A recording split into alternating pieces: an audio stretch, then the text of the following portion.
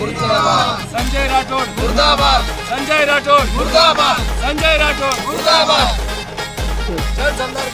मुर्दाबाद, संजय राठोड मुर्दाबाद, संजय राठोड मुर्दाबाद, संजय राठोड मुर्दाबाद, पटोडे साहेब मुर्दाबाद, पटोडे साहेब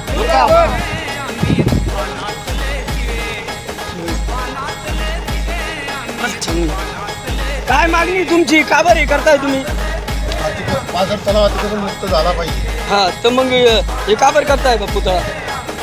नेमलेले अधिकारी आहे हे त्यांच्या कायद्याप्रमाणे नियमाप्रमाणे कशाप्रमाणे कारवाई करत नाही आणि ज्यांनी अतिक्रमण केले त्यांच्याशी यांनी हातमिळवणी करून या कामाला कचराई करतायत. कधीपासून हा लढा? हा लढा आता 1 वर्षापासून आहे. म्हणून आता प्रचंड प्रमाणात अतिक्रमण झालेले आहे.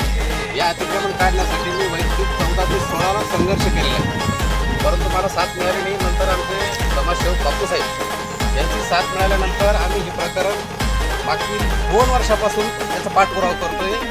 यासाठी आम्ही आतापर्यंत 4 उपोषणं केलेली आहे. हे 5वं उपोषण आहे. 4 वेळेस सत्याग्रह केलेले आहे. आयुक्त मॅडमपासून तर सगळ्यांना आम्ही पर्सनली भेटून आमच्या सगळ्या व्यथा मांडलेल्या आहेत, परंतु अधिकारी ह्या गोष्टी करायला तयार नाही. आता थातूरमातूर कारवाई रेलमध्ये झाली आहे, अर्धी कारवाई झाली. पुढची कारवाई करायसाठी ते काहीतरी वेगळीच कारणं सांगतात. शासनाचं केवढं दुर्दैव आहे, एवढे इंजिनियर म्हणून मोठमोठ्या पदावरती आणि इतके पगार देऊन यांना ठेवलेला असताना साधा नकाशाचं कळत नाही. नकाशामध्ये दिलेले सगळे इंडिकेशन वगैरे जे असतात, स्केल कन्व्हर्शन काय असतं हे सगळं यांना माहीत असताना आणि अवार्ड आहे यांच्याकडं.